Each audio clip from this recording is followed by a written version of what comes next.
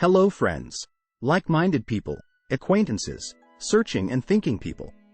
In this video we will try to present the issues that we will consider in talks on the way of wisdom, as far as this is possible, for an intentional way and an upcoming journey in culture and spirituality. As we have given the name, Talks on the Way.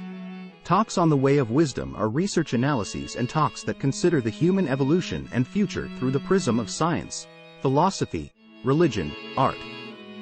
In general, through the prism of cultural achievements in these spheres. The leading in the analyses is the insight for the formation of values. For the conscious traveler, questions have always been more than answers. Therefore, we will also ask and seek answers. How the modern informed person, who lives in a world of easily accessible information, can see beyond the external image of expression through letters and language, numbers and logic, notes and sound, picture and space, and so on.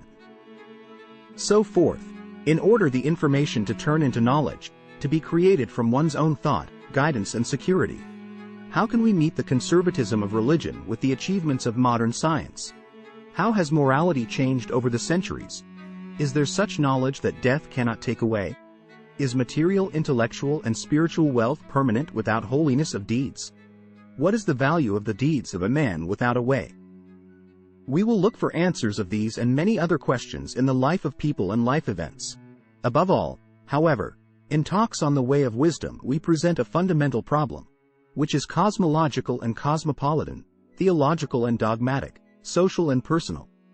This is the problem of the creation of world and man.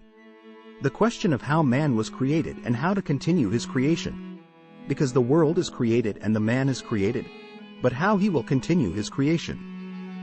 The power that created us, called God by religious doctrines, provided us the opportunity to continue the creation. Man is not just created, he is given the privilege to complete his creation. The question of how the created man can complete the creation of the world, can complete his creation, is the cornerstone that we will consider in Talks on the Way of Wisdom. The presentation of the problem for self-creation is not a question of education or creativity. In self-creation, man and creator are unity and indivisibility, creator and creation. How other people assess the audacity of seeking knowledge in the bowels of the one who created us is something I cannot say. But I pose the question, how should the man continue his creation?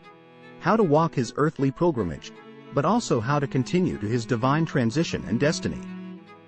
Is the full, dignified and full of earthly joys life enough, or special preparation is necessary for the continuation of conscious journey after death in the heavenly worlds beyond? Because one will die anyway. But how will the journey continue? The question is not the continuation after death, but whether mind will be able to determine the direction after death.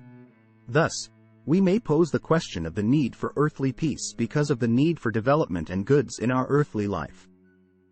And the need for peacemaking of the deifying man, because of the transition between man and God, because of the need for evolution of man, as a developing God. The question about the culture of humanity, its consciousness of divinity and the abilities to present and solve problems of the future is open.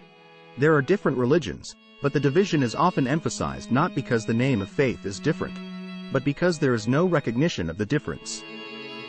Man has the right to freedom and personal religion, but it is difficult for him to acknowledge the different religion, the confessor of which also has rights and freedoms to confess to his God. It is a separate question when a religious elite uses the name of God to justify willful violence. In the creation of world, there are no privileged races, no dominant religions. However, in order to curb the sick ambitions for power and money, real knowledge of human rebirth is needed. Without understanding the idea of rebirth, the greed of the corporations, state domination or economic unions will lead not only to wars, it will lead to holy wars that ultimately lead the man to a dead-end street, to fratricide and suicide. Therefore, the other important question that is posed by the Talks on the Way of Wisdom is, how to create culture of mutual recognition and how to reach real recognition and knowledge of reincarnation. The world today is global, but isn't God all-encompassing?